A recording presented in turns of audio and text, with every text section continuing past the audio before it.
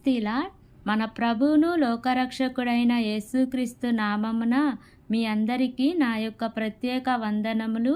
ఈ ఉదయకాల సమయమున దేవుడు మనకిస్తున్నటువంటి వాగ్దానమును చదువుకుందాం.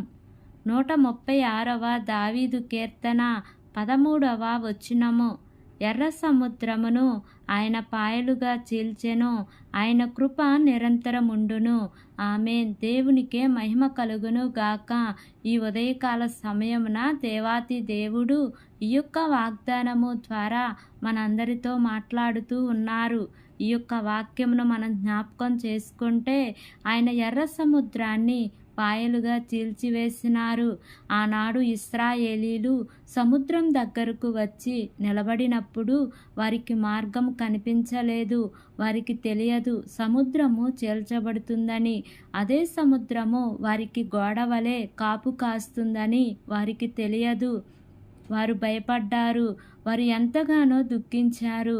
చనిపోవాలి అని అనుకున్నారు. కానీ దేవుడు అద్భుతమైన రీతిలో వారిని ధైర్యపరచి మార్గం లేని చోట అద్భుతంగా మార్గాన్ని ఏర్పరచి వారందరినీ కూడా ఆరిన నేల మీద నడిపించారు దేవుడు. ఈ ఉదయకాల సమయమున ఈ యొక్క వాక్యము వింటున్న ప్రియ సహోదరి సహోదరుడా, ఈరోజు నీ జీవితంలో కూడా నాకింకా మార్గం లేదు ప్రభువా, చుట్టూ అన్నీ మూసుకొని పోయి ఉన్నాయి ప్రభువా, నాకిక ఏ దారి లేదు ప్రభువా అని నీవే దిక్కు ప్రభువా అని నీవు ప్రార్థిస్తూ ఉన్నావు కదా. ఈరోజు తండ్రి చెప్తూ ఉన్నారు, మార్గం లేని చోటనే నీ కోసం దేవుడు గొప్ప మార్గాన్ని ఏర్పరచబోతూ ఉన్నారు. మనకు దేవుడు గొప్ప వాగ్దానం ఇస్తూ ఉన్నారు. నువ్వు అసలు భయపడటానికి వీలు లేదు. ఈరోజు దేవుడు ఎందుకు నీకు వాగ్దానం ఇస్తూ ఉన్నారు అంటే నీవు భయపడతావు అని కాదు, నీవు ధైర్యం తెచ్చుకుంటావని, నీవు ధైర్యం తెచ్చుకొని ఆయనను స్తుతిస్తావని దేవుడు వాగ్దానం ఇస్తూ ఉన్నారు. నీవు దేవుని నామమును గణపరచు అంతే. నీవు ప్రార్థన చెయ్యి. అద్భుతంగా ఏదైతే దారులన్నీ మూసుకుపోయినాయి అనుకున్నావో వాటన్నిటిలో నుంచి కూడా ఆనాడు ఇశ్రాయేలీలకు ఎర్ర సముద్రాన్ని దేవుడు చీల్చి గోడ కట్టి వారిని నడిపించినారు. శత్రువులను అందులో ముంచివేసినారు. ఈరోజు నీ శత్రువు ఏ రూపంలో ఉన్నా ఆ శత్రువును దేవుడు శాశ్వతంగా తొలగించబోతూ ఉన్నాడు.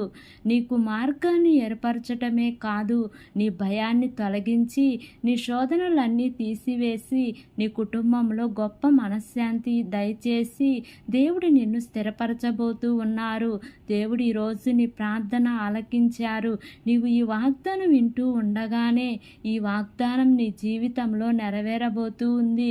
నీ సమస్యలన్నిటినీ దేవుడు పాయలుగా చీల్చివేసి నూతనమైన సంతోషం దేవుడు నీకు ఇవ్వబోతూ ఉన్నారు. కాబట్టి ఈ వాగ్దానం వింటున్న మనందరి జీవితంలో ఈ వాగ్దానం నెరవేరి ఫలించునుగాక.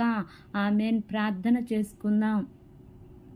ప్రేమ కలిగిన యేసయ్యా, కృప కలిగిన దేవా, నీకు వందనాలు తండ్రి, నీకు స్తోత్రములు ప్రభువా. ఇంతవరకు నీ కృపలో మమ్మల్ని కాచి కాపాడిన విధానాన్ని బట్టి నీకు వందనాలు తండ్రి. ఈ ఉదయకాల సమయమున మీరు మాకు ఇచ్చినటువంటి గొప్ప వాగ్దానాన్ని బట్టి నీకు వందనాలు ప్రభువా. వింటున్న ప్రతి ఒక్క బిడ్డ జీవితంలో యేసయ్యా ఈ వాగ్దానాన్ని నెరవేర్చమని అడుగుచున్నాను దేవా.